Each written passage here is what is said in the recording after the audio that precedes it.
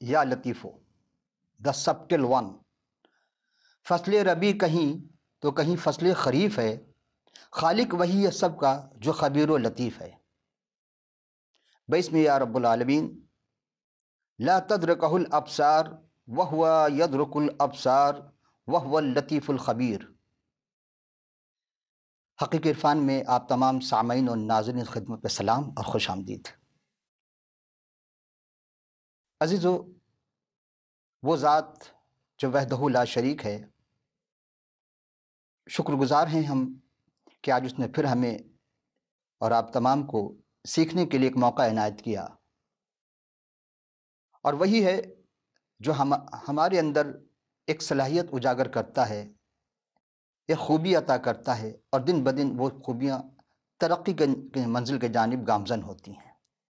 اور خدا یہی چاہتا ہے کہ انسان دن بدن ترقی کے منزل کے جانب جائے، تنزلی کے نہ جائے، چونکہ تنزلی انسان کو اس دنیا نہیں بلکہ آخرت میں بھی تباہ و برباد کر دے گی۔ اور خدا چاہتا ہے کہ اس کا کوئی بھی بندہ تنزلی کا شکار نہ ہو بلکہ ترقی کے منازل طے کرے۔ اور حقیقی عرفان کے توسط سے آج ہم جس اسماء مبارکہ یعنی اسماء حسنہ میں مظہر صفات خداوندی میں یا لطیفوں کا ذکر کرنے جا رہے ہیں۔ آئیے سیکھتے ہیں کہ یا لطیف کیا مفہوم ہے، اور اس میں ہم دیکھتے ہیں کہ وہ جو سلسلہ آئے ہے، جو لوگ پیری مریدی کا سلسلہ رکھتے ہیں، ان کے یہاں بھی لطائف کا تذکرہ ہوتا ہے۔ لطائف ہم جب کائنات میں غور کریں گے، وہ کون ہے، کیسا ہے، کیا بنایا ہے، اور آخری لطائف لطیف وہ ہستی جو اس کائنات میں آنے کے بعد اپنے آپ کو ہماری خاطر ہر قسم کے صعوبتیں برداشت کی، حتیٰ کہ انہیں مصلوب کیا گیا، اور 3 دن کے بعد وہ دوبارہ زندہ ہوئے، اور 40 دن کے بعد پھر صعود سماوی گئے۔ جب دوبارہ آئیں گے تو اب وہ یا لطیف بن کر نہیں آئیں گے۔ اسی سلسلے ہم یہ گفتگو کر رہے ہیں آج، یا لطیفو۔ عزیزم، یہ تو قرآن شریف میں 6 مقام پر لطیفو آیا ہے، اور 13 مقام پر کتاب مقدس میں ہے۔ تو ہم ذرا اس کے ضد کو سمجھ لیں کہ لطیف کا ضد کیا ہے۔ تو اس سلسلے میں ہم نے فیروز اللغات صفحہ 994 میں ہم نے جب دیکھا، مطالعہ کیا، تو یہ عربی لفظ ہے، یہ عربی کی صفت میں ہے، اور اس کا ہے کثیف۔ کثیف کہتے ہیں دبیز، گندا، غلیظ، گاڑھا، میلا، ناپاک وغیرہ، اور اسی کثیف سے کثافت بنا ہے۔ اب ہم چلتے اس جانب کہ لطیف کے معنی فیروز اللغات کے صفحہ 1156 میں ہے کہ یہ عربی ہے اور مذکر کے لیے استعمال ہوتا ہے۔ اس کے معنی ہے عنایت، مہربانی، خوبی، عمدگی، نرم، ملائمت، لذت، مزہ، حلاوت، خوش طبعی۔ اور لطیف جب ہم غور کرتے ہیں لطیف کے معنی، تو یہ لطیف لطف سے نکلا ہے، اور اب لطیف جو ہے اس کے بھی وہی معنی ہیں، نازک، نرم، ملائم، سبک، صاف، شفاف، پاکیزہ، مقدس۔ اسی طرح ہم جب غور کرتے ہیں تو دیکھتے ہیں کہ لطیف الطبع، یعنی کچھ لوگ ایسے ہوتے ہیں جو لطیف المزاج ہوتے ہیں، خوش مزاج، زندہ دل ہوتے ہیں، اور کچھ ایسے ہوتے ہیں لطیف غیبی۔ لطیف غیبی اس چیز کو کہا جاتا ہے جو قدرت کی جانب سے، پروردگار عالم کی جانب سے وہ عنایات یا وہ علوم عطا کرتے، اس سے کہتے ہیں لطائف غیبی۔ اب ہم ان 6 کی جانب چلتے ہیں، حالانکہ وہ 5 ہے، اور وہ ہے لطائف 6۔ یہ زیادہ تر وہ لوگ جو سلسلہ آئے ہوئے ہیں، جیسے سلسلہ قادری، قلندری اور چشتی، نظامی، بہادری، نہالی وغیرہ وغیرہ، 14 سلسلے ہیں ان کے ہاں، تو وہ اس چیز کو ان کے ہاں پریکٹیکل کروائی جاتی ہے۔ سب سے زیادہ قلندری اور چشتی سلسلے میں اس کا پریکٹیکل کروایا جاتا ہے۔ سب سے پہلے وہ جو زیادہ اثر ڈالتے ہیں وہ نفس کے اوپر ڈالتے ہیں، کہ نفس کے ذریعہ انسان اپنے آپ کو کنٹرول کرے تو بہت کچھ حاصل کر سکتا ہے۔ تو اس میں جو وہ ہے، سب سے پہلے ہے لطیفہ قلب۔ وہ کہتے ہیں کہ یہاں جو ہم نے جو حاصل کیا ہے وہ ہے فیروز اللغات سے لیا ہے، اور یہ صفحہ نمبر 1156 پہ ہی ہے، کہ جس کے معنی جس کا محل دل کے بائیں جانب ہو۔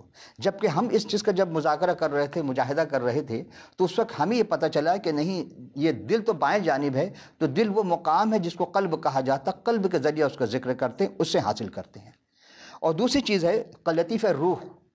یہ بالکل قلب کے اپوزٹ، یعنی اسی کے مد مقابل ہے دائیں جانب، اور اس روح کے بارے میں کہا جاتا ہے جو روح جسم میں صلاحیت کرتی ہے، کام کر رہی ہوتی ہے اور اس پر ورک ہوتا ہے، لیکن اس کو وضاحت سے نہیں بیان کیا جاتا کہ روح کیا چیز ہے۔ تیسری چیز ہے اس میں ہے لطیفہ سر۔ سر کہتے ہیں خفی چیز کو، بات کو، اور اس کا تعلق انہوں نے بتایا مقام معدہ ہے، یعنی ذکر کرنے کے لیے نام سے یا مقام سے کھینچ کر کے لا کر کے اس پر کسی بھی اسماء الحسنہ کا وہ ذکر بتاتے ہیں جو ان کے پیر و مرشد ہوتے ہیں، اس کے ذریعہ کرتے ہیں۔ اور پھر ہم جب یہاں دیکھتے ہیں تو یہ نشان اصل میں بتایا جاتا ہے کہ جو پستان کے نشان ہے اس سے 4 انگل نیچے کی جانب آتے ہیں۔ پہلے بائیں جانب اس کو مقام سر کہا جاتا ہے، پھر دائیں جانب آتے ہیں۔ انہوں نے کہا کہ مقام خفی جو ہے وہ پیشانی ہے، جبکہ مقام خفی جو ہے وہ دائیں جانب پستان سے 4 انگل نیچے کی جانب ہے، اور درمیان میں جو حصہ آتا ہے اس کو اخفا کہتے ہیں۔ اخفا یہ خفی در خفی ہے، یہ حرام مغز سے لے کر یہ ریڑھ کی پوری ہڈی کا حصہ بتایا جاتا ہے، اس کا مجاہدہ کرایا جاتا ہے۔ لیکن سب کچھ کرنے کے بعد کیا مقام تک انسان پہنچ سکتا ہے یا نہیں؟ یعنی وہ جو رب العالمین کی تلاش ہے، وہ جو خالق کائنات ہے، جو ہمارے اندر، ہم ایک شخص اصغر ہیں، وہ شخص اکبر ہے جو سمایا ہوا ہے۔ نحن اقرب الیہ من حبل الورید، وہ تمہارے شہرت سے زیادہ قریب ہے، وہ تمہارے اندر ہے، تو تم اگر غور کرو تو اسے پا جاؤ گے۔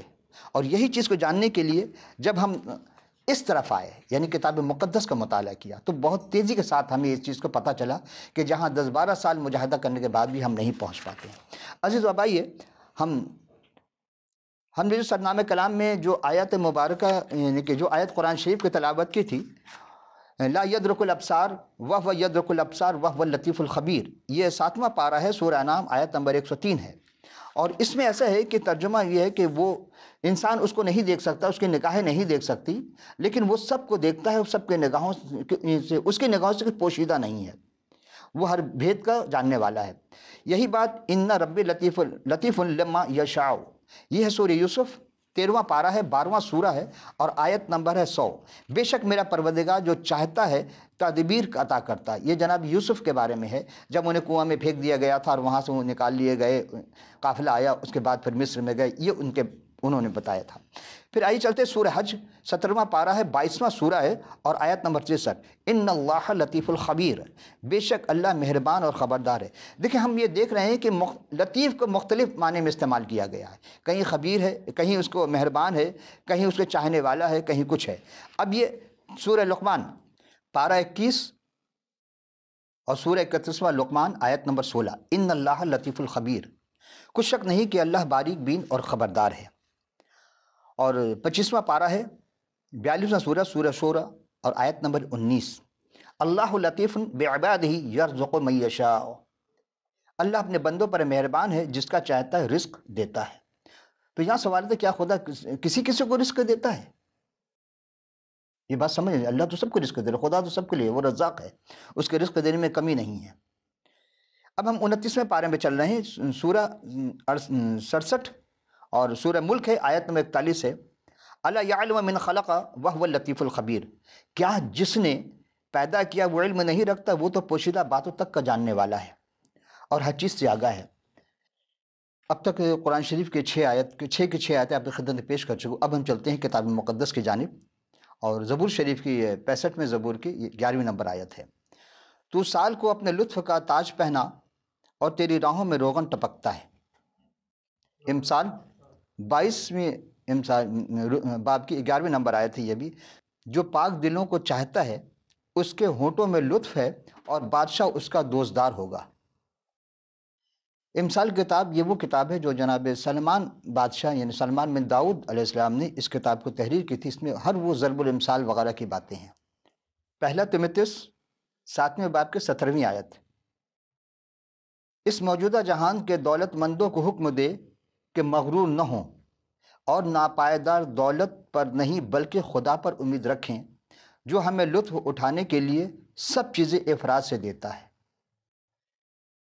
ایسی باتیں یہ تمام قیامت تک آنے والی حکومتوں کے لیے بھی ہے، اور ان دولت مندوں کے لیے بھی خدا کہہ رہا ہے اپنے کلام میں کہ مغرور نہ ہو اور ناپائیدار دولت پر بھروسہ نہ کریں۔ آپ دیکھ لیں کتنے بھی دولت مند دنیا میں آئے، کوئی نہیں رہا، گئے سب نامور زیر زمین، بس کون رہتا ہے۔ عبرانیوں 11 باب کی 24 اور 25ویں آیت، ایمان ہی سے موسیٰ نے بڑے ہو کر فرعون کی بیٹی کا بیٹا کہلانے سے انکار کیا، اس لیے کہ اس نے گناہ کا چند روزہ لطف اٹھانے کی نسبت خدا کی امت کے ساتھ بدسلوکی برداشت کرنا زیادہ پسند کیا۔ یہاں بھی ہم دیکھتے ہیں لطف کے بارے میں آ رہا ہے۔ اب امام مثال میں دوبارہ چلتے ہیں، اس کے 8ویں باب کی 6 آیت۔ حکمت اور تعریف کے بارے میں ایک آواز آتی ہے، یعنی حکمت اور توصیف جو ہے وہ خود آواز دے رہی ہے کہ اے سادہ دلو ہوشیاری سیکھو، اور اے احمقو دانا دل بنو، کیونکہ میں لطیف باتیں کہوں گی اور میرے لبوں سے راستی کی باتیں نکلیں گی، اس لیے کہ میرا منہ سچائی کو بیان کرے گا اور میرے ہونٹوں کو شرارت سے نفرت ہے۔ حکمت کا جاننا بہت ضروری ہے ہر انسان کے لیے، شائستگی کا جاننا بہت ضروری ہے۔ اگر وہ دو چیز نہیں حاصل کر سکتا تو پھر کچھ دنیا میں وہ کام جو خدا چاہتا وہ نہیں کر سکے گا، اور وہ ابلیس کا شکار ہوتا چلا جائے گا۔ امثال 22:19 تا 21 آیت۔ تاکہ تیرا توکل خدا پر ہو، میں نے آج تجھ کو تجھ ہی کو جتا دیا ہے۔ کیا میں نے تیرے لیے مشورت اور علم کی لطیف باتیں اس لیے نہیں لکھی ہیں کہ سچائی کی باتوں کی حقیقت تجھ پر ظاہر کر دوں، تاکہ تو سچی باتیں حاصل کر کے اپنے بھیجنے والوں کے پاس جائے۔ یہ انسان کے پیدائش سے لے کر اور آخری تک کی باتیں کر رہے ہیں کہ اس چیز کو، اس لطیف چیز کو، لطیف باتوں کو جو خدا نے عطا کی، اور اس کے اندر جو خوبی ہے، جو باتیں، اس کا جاننا انسان کے لیے ضروری ہے، تاکہ جب آخرت میں خدا کے حضور حاضر ہو تو کفی افسوس نہ ملے، بلکہ اس کا چہرہ شادابی ہوتا نظر آئے، مسرت سے شاداب ہو جائے۔ آئیے اب اسی امثال سے ہم چلتے ہیں، اور اس کے امثال 24 باب کی 3 اور 4 آیت۔ حکمت سے گھر تعمیر کیا جاتا ہے اور فہم سے اس کو قیام ہوتا ہے، اور علم کے وسیلہ کوٹریاں نفیس اور لطیف مال سے معمور کی جاتی ہیں۔ حکمت ہے، علم ہے، حکمت ہے، یہ ساری چیزیں انسان کوئی بھی مکان بناتا، مکان سے مراد صرف یہی مکان نہیں بلکہ کہیں بھی وہ رہنا چاہے، جس چیز کو رہنا چاہے، اپنے آپ کو سنوارنا چاہے تو حکمت بہت ضروری ہے، اور اپنے اندر اپنی اس کوٹری کو بھی، جب وہ انسان جو خدا نے بنائے، اس کو بھی لطیف اور نفیس بنا سکتا ہے، بشرطیکہ اسے حکمت آ جائے۔ اور یہی وجہ آپ دیکھتے ہیں کہ بہت سارے درزی تو ہیں، کپڑے سلائی کرتے ہیں، لیکن کچھ ایسے ڈیزائنر ہیں جو موسم اور فیشن کے اعتبار سے کپڑے ڈیزائن کرتے ہیں، لوگ کہتے ہیں کتنا نفیس ہے۔ انسان کی شخصیت کا جو جاذب نظر ہوتی ہیں، وہ لباس کا بہت بڑا دخل ہے۔ آئیے ہم چلتے ہیں وائز میں، اس کے 10ویں باب کی 12ویں آیت۔ دانشمند کے منہ کی باتیں لطیف ہیں، پر احمق کے ہونٹ اس کو نگل جاتی ہیں۔ یعنی کہ جو بھی دانشمند ہے، جو خدا کے دیے ہوئے علم سے اپنے آپ کو استفادہ کرتا ہے، تو وہ اس لطیف باتوں کو، اس گہری باتوں کو سمجھ جاتا ہے، اور اگر احمق ہے تو وہ سمجھ نہیں پاتا، بلکہ وہ کچھ کا کچھ سمجھتا ہے۔ یرمیہ نبی کا صحیفہ 15ویں باب کی 19ویں آیت۔ لطیف کو کثیف سے جدا کر، اس لیے کہ خداوند یوں فرماتا ہے کہ اگر تو باز آئے تو میں تجھے پھروں گا اور تو میرے حضور کھڑا ہوگا، اور اگر تو لطیف کو کثیف سے جدا کرے تو تو میرے منہ کے مانند ہوگا۔ وہ تیری طرف پھیریں گے لیکن تو ان کی طرف نہ پھرنا۔ یہ عجیب بات ہے، لطیف اور کثیف یہاں دونوں کا تذکرہ کیا جا رہا ہے کہ کثیف تو وہ گندا ہے، اور لطیف تو وہ ہے جو پاک و پاکیزہ مقدس ہے۔ اب انسان کے اندر دونوں خوبیاں ہیں، وہ اپنے کس خوبی کو اجاگر کرنا چاہتا ہے، خدا تک پہنچنے کے لیے، رسائی حاصل کرنے کے لیے وہ کثیف کا راستہ اختیار کرتا ہے یا لطیف کا راستہ اختیار کرتا ہے۔ یہ انسان پر خدا نے چھوڑ دیا۔ اب ہم چلتے ہیں یو ایل نبی کا صحیفہ، یہ بھی تقریباً 4 یا 5ویں صدی عیسوی قبل مسیح میں لکھی گئی تھی، اور اس کی آیت نمبر ہے 3 باب کی آیت نمبر 5۔ چونکہ تم نے میرا سونا چاندی لے لیا ہے اور میری لطیف اور نفیس چیزیں اپنے مندر میں لے گئے۔ ہر زمانے بت پرست لوگ رہے اور بت کے ماننے والے رہے، لیکن اصل وہ ان کا مقصد ایک ہی تھا کہ ہم خدا تک رسائی حاصل کریں، لیکن نہ کر سکے۔ اور خدا تک رسائی حاصل کرنے کے لیے انسان کو سب سے پہلے اپنے اندر جھانکنا ہوگا، اپنے اندر دیکھنا ہوگا، ان کثافت کو دور کرنی پڑے گی، تو لطائف کی باتیں، لطیفہ کی باتیں، وہ لطیف باتیں اس کے سمجھ میں آ جائیں گے، لیکن سب خدا کے ماننے سے ہوگی۔ جب تو خدا کو نہیں مانے تو نہیں ہو سکتی۔ دیکھیں، لطیف باتیں تو شیطان بھی اپنے ماننے والوں کو، اپنے پیروکاروں کو دیتا ہے، لیکن وہ بہت فرق ہے دونوں میں۔ یہ ہم آگے چل کے اس کا ذکر کریں گے۔ اب آئیے ہم چلتے ہیں، ایک واقعہ ہوا ہے خلیفہ بنو عباس کے زمانے کا۔ ایک شخص تھا متوکل، ان کو بنو عباس بادشاہ کو ان خاندان میں ایک گزرا جس کا نام متوکل، اس کا ایک وزیر تھا جس کا نام تھا وزیر فتح بن خان۔ اس نے سوال کیا تھا ایک بزرگ سے، اور اس بزرگ کا تعلق جو تھا وہ کسی سید گھرانے سے تھا۔ اس نے پوچھا کہ یہ لطیف اور خبیر کے کیا معنی ہے؟ خدا لطیف ہے اور خبیر ہے، اس سے کیا مراد ہے؟ اور ہمارا موضوع جو یہی ہے، لطیف اور خبیر بھی ہے، اور اس کے آخر میں جب ہم کڑوے دانے اور گیہوں کے دانے کے بارے میں بتائیں گے پھر آپ سمجھ میں آئے گی لطیف اور خبیر میں کیا فرق پڑتا ہے۔ آپ دیکھیں، اور یہ جو میں نے حوالہ لیا ہے یہ کتاب ہے محافل و مجالس، صفحہ دوسری جلد ہے، صفحہ 263 سے لے کے 265 تک کی، اس میں یہ باتیں درج ہیں۔ میں اس سے خلاصہ آپ کی خدمت پیش کرنا چاہتا ہوں کہ اگر آج کو جاننا چاہیے، بہت سی چیزیں ہم نے اس میں اپنی طرف سے بھی ایڈ کرنے کی کوشش کی ہے کہ تاکہ بات واضح ہو جائے۔ آپ جب غور کریں گے تو ہم دیکھتے ہیں کہ اس کارخانہ قدرت میں پروردگار عالم کی جلوہ آرائیاں ہیں، جتنی چیزیں اس نے صنائی کی ہے اس جیسا ثانی کوئی نہیں، اس جیسا کوئی بنانے والا نہیں۔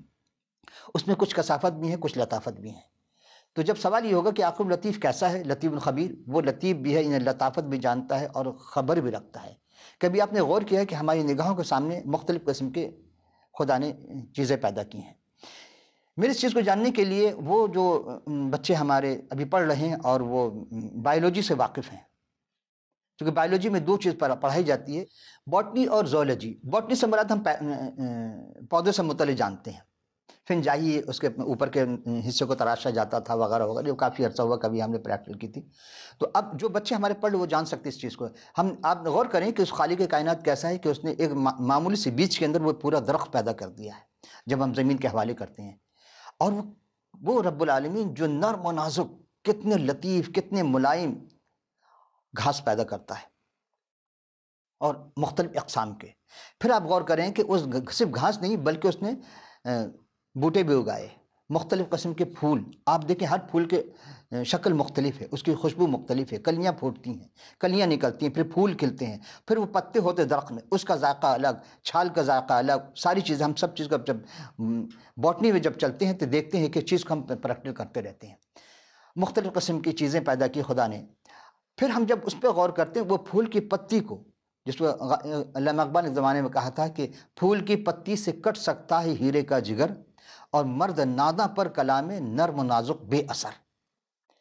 آج ہم جب غور کرتے ہیں کہ پھول کی پتی کو جب تراشتے ہیں تو اس کی باریک باریک رگیں نظر آتی ہیں، تو وہ کتنے لطیف رگیں ہیں، کتنے ملائم رگیں ہیں۔ تو وہ رب العالمین کیسا لطیف ہے کہ اس لطیف چیز کو خلق کیا، اور وہی چل کر مختلف خوشبو پیدا ہوتی ہیں، اس سے ہم عطریات حاصل کرتے ہیں۔ لیکن بتائیں کہ جڑ میں کون خوشبو ڈالتا ہے؟ جڑ سے تو کوئی خوشبو حاصل نہیں کرتے۔ ہم جڑ کھاتے ہیں، بالکل کھاتے ہیں، گاجر ہے، مولی ہے، چقندر ہے، ادرک ہے، لہسن، یہ سب کھاتے تو ہیں، سبزی کے طور پر، مسالہ جات کے طور پر استعمال کرتے ہیں۔ لیکن آپ سوچیں کہ سب کا ذائقہ، سب کی تاثیر مختلف پیدا کیا، تو وہ لطیف الخبیر ہے جو ہر چیز کا خیال رکھتا ہے۔ اب ہم جب باٹنی کی طرف جائیں گے تو عزیزو، آپ نے غور کیا نا کہ ہم جب مختلف جانور کے بارے میں پڑھتے ہیں کہ کتنے قسم کی چیزیں ہیں، کتنے قسم جانور ہیں۔ آپ دیکھیں کہ کچھ جانور جو کنویں میں، جیسے کنویں کا میڈک کہا جاتا ہے، پھر اسی طرح دریا ہے، ندی ہے، نالے ہیں، جھیل ہے، تالاب ہے، اور تمام دریا چل کر کے آخر میں سمندر میں گرتی ہیں، اور سب پانی جتنے گدلے پانی ہوتے ہیں وہ جب سمندر میں گر جاتے تو وہ کھارا پانی بن جاتا، اور کھارا پانی جو ہے وہ تمام کثافت کو، جبکہ پانی خود کثیف ہے سمندر کا پانی، لیکن تمام چیز کو ختم کر دیتا، اور وہی بخارات بن کر پروردگار دوبارہ پانی برساتا ہے جو کھیتوں کے لیے کام آتا ہے، انسان اور حیوان کے زندگی کے لیے کام آتا ہے۔ ہم غور کرتے ہیں کہ جب مچھلی پر ہم غور کریں گے تو 2011 میں تقریباً 31,300 اقسام کی مچھلیاں پوری دنیا میں پائی گئی ہیں۔ میں 2011 کے بعد میں 4 سال مزید گزر گئے اور کتنی تحقیق ہوئی ہیں۔ پھر آپ غور کریں گے کہ ہر مچھلی کی شاخ مختلف، اس کے کلر مختلف، اس کے ڈیزائن مختلف، اس کے ذائقہ مختلف، اس میں کچھ حلال ہیں، کچھ حرام مچھلیاں ہیں، کچھ قداور ہیں، کچھ اتنے بڑے ہیں کہ ویل مچھلی جو کہلاتی ہے ہاتھی سے بھی بڑے ہیں، آپ غور کریں کہ وہ پروردگار عالم جو نرم و نازک چوٹی پیدا کرتا ہے، ان چوٹیوں کے لیے ان کے ماں باپ، ان کے تبادل تناسل، ان کے اولاد، ان کے پھر ایک مقام سے دوسرے مقام پر چلنا، یہ کون ان کو خیال کرتا ہے؟ کون ان کو رزق دیتا ہے؟ آپ غور کریں کہ مچھر خدا نے پیدا کیا، جوئیں پیدا کی، اس کے لیے وہ رزق رکھا ہے۔ حتیٰ کہ ہمارے جسم کے اندر کچھ ایسی چیزیں ہیں، کچھ ایسے جراثیم ہیں جو کہ ایک دوسرے سے لڑتی رہتی ہیں، کچھ کثافت والی ہیں، کچھ لطافت والی ہیں، لطافت دونوں ہیں، لیکن جو حاوی ہو گیا جس پر، وہ انسان صحت مند ہو گیا۔ یہی سے آپ غور کریں کہ ہم دہی کھاتے ہیں، بیکٹیریا پورا۔ آپ نے کبھی غور کیا کہ وہ کیسا خالق کائنات ہے کہ اس نے ایسی چیزیں پیدا کی جو کچھ انسان کے لیے مفید ہیں، کچھ نقصان دہ ہیں؟ تو وہ لطیف و خبیر کہ جو ان کے رزق کا بھی انتظام کرتا ہے کہ کس کو کیا چیز ملنی چاہیے، ان نرم و نازک چوٹیوں کا بھی انتظام کیا، ان کے رہائش کا۔ کچھ جانور ایسے ہیں جو زمین کے اندر رہتے ہیں، کچھ جانور ایسے زمین کے اوپر رہتے ہیں، کچھ گھونسلے بنا کر رہتے ہیں، کچھ غاروں میں رہتے ہیں، کچھ درخت پر رہتے ہیں، کچھ پہاڑ پر رہتے ہیں۔ آپ نگاہ دور، کچھ صحرا میں رہتے ہیں، کچھ برفانی علاقے میں رہتے ہیں۔ یہ تمام چیز رب العالمین نے ایک عمیق نگاہ ڈالیں تو یقیناً آپ کا دل پکار اٹھے گا، کوئی ہے میرا خالق و مالک جو اتنا لطیف ہے اور لطیف چیزوں کو رزق مہیا کرتا ہے، اس کے تمام چیز کا انتظام کرتا ہے۔ آئیے متی کی انجیل 13ویں باب کی 24 سے 30 آیت، کڑوے دانوں کی مثال۔ اس نے ایک اور تمثیل ان کے سامنے پیش کی، کہا کہ آسمان کی بادشاہی اس آدمی کی مانند ہے جس نے اپنے کھیت میں اچھا بیج بویا، مگر لوگوں کے سوتے میں اس کا دشمن آیا اور گیہوں کے کڑوے دانے بھی بو گیا۔ کیا گیہوں میں کڑوے دانے بھی ہوتے ہیں؟ لیکن یہاں تمثیل میں یہ ہم آگے چل کے سیکھیں گے کہ وہ کیا چیز ہے۔ پس جب پتیاں نکلیں اور بالی آئیں تو وہ کڑوے دانے بھی دکھائی دیے۔ نوکروں نے آ کر گھر کے مالک سے کہا، اے خداوند، کیا تو نے اپنے کھیت میں اچھا بیج نہ بویا تھا؟ یعنی سوال بھی ہے، اور اس میں کڑوے دانے کہاں سے آ گئے؟ اس نے ان سے کہا کہ کسی دشمن کا کام ہے۔ نوکروں نے اس سے کہا کہ تو کیا چاہتا ہے، ہم جا کر اس کو جمع کریں، یعنی سارے اکھیڑ دیں؟ اس نے کہا، نہیں، ایسا نہ ہو کہ کڑوے دانے جمع کرنے میں تم ان کے ساتھ گیہوں بھی اکھاڑ لو۔ کٹائی تک دونوں کو اکٹھا بڑھنے دو، اور کٹائی کے وقت میں کاٹنے والے سے کہہ دوں گا کہ پہلے کڑوے دانے جمع کر لو اور جلانے کے لیے ان کے گٹھے باندھ لو، اور گیہوں میرے خطے میں جمع کر دو۔ یہ ہے ایک تمثیل، لیکن اس کی لطافت کیا ہے؟ یہاں پہ سب سے پہلے بادشاہی کہا گیا کہ آسمان کی بادشاہی۔ آسمان کی بادشاہی سے کیا مراد؟ یعنی خدا کی بادشاہی۔ خدا کی بادشاہی سے کیا مراد؟ یسوع کی بادشاہی، جناب یسوع المسیح کی بادشاہی کے بارے میں باتیں ہو رہی ہیں، اور وہ تمام آخرت سے متعلق ہے۔ لیکن اس دنیا میں، یہ دنیا آخرت کی کھیتی ہے، آپ جو یہاں بوئیں گے وہی کاٹیں گے۔ آپ اچھا دانہ بوئیں گے اچھا ملے گا، اور کڑوا دانہ بوئیں گے تو کڑوا ہی کاٹیں گے۔ تو اسی طرح اس میں بھی یہی نوبت آئی ہے، وہی بات جناب مسیح سمجھانا چاہتے ہیں کہ دیکھیں، وہ مالک جو ہے وہ کون ہے؟ وہ خدا ہے۔ تو اب اس نے کھیت کیا ہے؟ کھیت دنیا ہے۔ اب اس میں دانے دو قسم کے بوئے گئے، ایک اچھا دانہ یعنی گیہوں کا دانہ۔ لیکن جب وہ لوگ سو رہے تھے، اب یہ لوگ کون تھے؟ یہ وہ خادم تھے جو جناب مسیح کے ساتھ تھے۔ اور پھر ہم غور کریں گے کہ وہ لوگ قیامت تک جو لوگ خدمت گزار ہوں گے، اگر وہ سو گئے ہیں تو کوئی نہ کوئی آتا ہے اور وہ اس کھیت میں جہاں گیہوں بوئے گئے ہیں اس میں کڑوے دانے بو جاتا ہے۔ لیکن کیسے پتہ چلے گا کہ ہاں یہ کڑوے دانے؟ جب وہ بالیاں نکلی، اس کی جب کوپلیں نکلی، پتے باہر آئے، تب دیکھنے میں، چونکہ دانے تو ایک جیسے تھے، گندم کے بھی اور اس کے بھی۔ گیہوں کے دانہ جو وہ سچے ایماندار ہیں، لوگ ہیں، پہلے بھی تھے، آج بھی ہیں اور کل بھی رہیں گے۔ اور کڑوے دانہ یہ کون بویا؟ بونے والا جو تھا وہ شیطان ہے۔ آپ غور کریں گے کہ کڑوے دانے کو جب اکھاڑنے کی باری جب جا کے پوچھا ان ایمانداروں نے، ان شاگردوں نے، کہ کیا ہم اس کڑوے دانے اکھاڑ دیں؟ تو جناب مسیح نے کیا کہا؟ مالک نے کیا کہا؟ نہیں، ابھی نہیں اکھاڑو۔ کیوں؟ اس لیے کہ جڑیں نکل چکی، اور جڑ ایک دوسرے میں، گندم کی جڑیں اور کڑوے دانے کی جڑیں آپس میں مکس ہو چکی ہیں۔ تو ایسا نہ تم جب اکھاڑنے جاؤ تو وہ گندم کے دانے، وہ اصل جو گندم ہے وہ بھی نکل آئے۔ تو اسے بڑھنے دو۔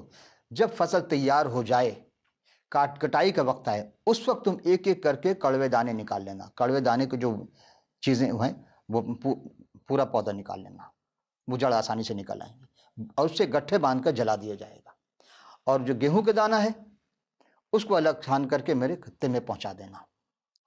آپ غور کریں گے کہ اسی طرح دنیا جو ہے، دنیا میں دو قسم کے لوگ آباد ہیں۔ ایک وہ لوگ ہیں جو گیہوں کے دانے کے مانند ہیں، یعنی سچے عاشق ایماندار لوگ، اور دوسرے جو کڑوے دانے ہیں وہ دوسرے لوگ ہیں، اور اس کے جو پیروکار ہیں وہ ابلیس کے پیروکار ہیں۔ چپکے سے جو آ کر جو بیج بو گیا تھا رات میں، وہ ابلیس تھا، شیطان کے پیروکار۔ تو اسی طرح تمثیل اتنی باریک باتیں ہر کسی کے سمجھ میں نہیں آتی، وہ لطائف، وہ لطیف بات، وہ لطیف ہی عرض کر سکتا، بیان کر سکتا جو خود لطیف ہو۔ اب لطیف کیوں کہا میں نے؟ اس لیے کہ دنیا میں جو بھی آیا ہے وہ ماں باپ کے توسط سے آیا ہے، لیکن جناب مسیح غیر فطری انداز میں آئے۔ آپ کو جو ظہور ہوا ہے وہ اس کا انداز ہی مختلف ہے، اس میں انسانی کسی کا ہاتھ دخل نہیں ہے۔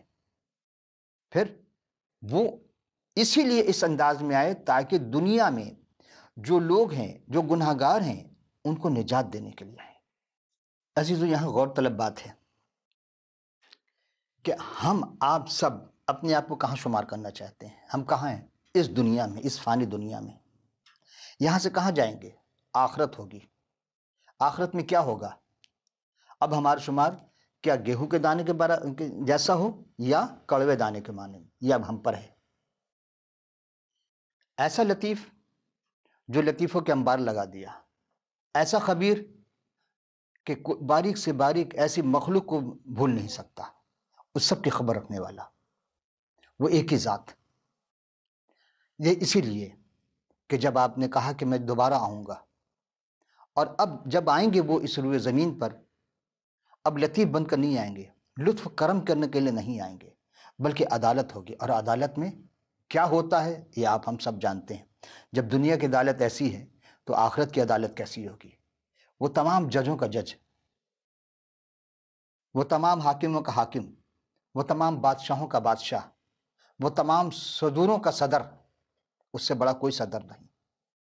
تو عزیزو، اپنے آپ کو اس یا لطیفوں کا کہ ماننے والوں میں شمار کر لیں، یعنی گیہوں کے دانے جیسے بننے کی کوشش کریں، تاکہ ہم کڑوے دانے بن کر، ابلیس کے پیروکار بن کر کے، کڑوے دانے بن کر کے جلانے والے نہ ہوں۔ جو اس نے کہا کہ جب فصل تیار ہو جائے پھر اس کو الگ کر کے گٹھڑ بناؤ۔ فصل تیار یعنی جب آخرت ہو جائے گی پھر کیا ہوگا؟ پھر دونوں کو الگ کر دیا جائے گا، تو کڑوے دانے جلا دیے جائیں گے، جو ایمان نہیں لائے گا اس کو جلا دیا جائے گا۔ کہاں ہوگا اس کا ٹھکانہ؟ ہم فیہا خالدون، القہم فی نار جہنم ہم فیہا خالدون، ان سب کو جہنم میں ڈال دیا جائے گا۔ صرف کہیں گے جاؤ تمہارا ٹھکانہ جہنم ہے، بس بچنے کے لیے۔ وہ جب آئیں تو آنے سے پہلے ان پر ایمان لانا ضروری ہے، اور اس سے پہلے کہ کیسے ایمان لائیں گے تو ان کی کہی ہوئی باتوں کو، کتاب مقدس کو، اس کا مطالعہ بہت ضروری ہے۔ وہ بات جو اس کلام میں ہے غیر معبودوں کے کلام میں نہیں ملیں گی۔ وہ تمثیل، وہ ضرب الامثال، وہ ساری خوبیاں جو خدا نے اس کلام میں لکھ دی ہیں، اس میں سے کچھ لے کر کچھ لوگوں نے لکھنے کی کوشش کی ہے، لیکن پھر بھی جب آپ کتاب کو خود مطالعہ کریں گے تو پھر آپ سوچیں گے، آپ غور و فکر کریں گے کہ ہاں واقعی ہم کہاں ہیں۔ اس سے پہلے کہ دیر ہو جائے، آپ کتاب مقدس کا مطالعہ کیجئے اور خود ڈھونڈیے، جو بات سمجھ میں نہ آئے آپ ہم سے ضرور پوچھیے، ہم آپ کے سوال کے جواب دیں گے۔ اور جہاں تک آپ کوشش کریں گے آگے چلنے کی، خداوند آپ کو ضرور آپ کا ہاتھ تھامے گا اور آپ کو لے کر چلے گا۔ خدا آپ سے زیادہ کسی اور سے محبت نہیں کرتا، یعنی خدا انسان سے جتنا محبت کرتا کسی دوسری مخلوق سے نہیں کرتا، اس لیے کہ انسان کو اس نے اپنی شبیہ پہ بنایا ہے، اور اس نے جو اپنا نمائندہ بھیجا، یعنی خود جب زمین پر آیا تو اس نے بہت ساری باتوں کو اپنے اوپر محسوس نہیں کیا بلکہ اپنے اوپر بتایا، اور اسے پتہ ہے کہ وہی شخص، اس لیے ہم کہتے ہیں وہ کامل انسان بھی ہے، وہ کامل خدا بھی ہے۔ تو آئیے بڑھ کر دامن تھام لیجئے، آئندہ نشید میں پھر ملاقات ہوگی کسی اور اسم کے ساتھ، اس وقت پھر حاضر ہوں گے۔ اب اجازت دیجئے، خدا حافظ ناصر۔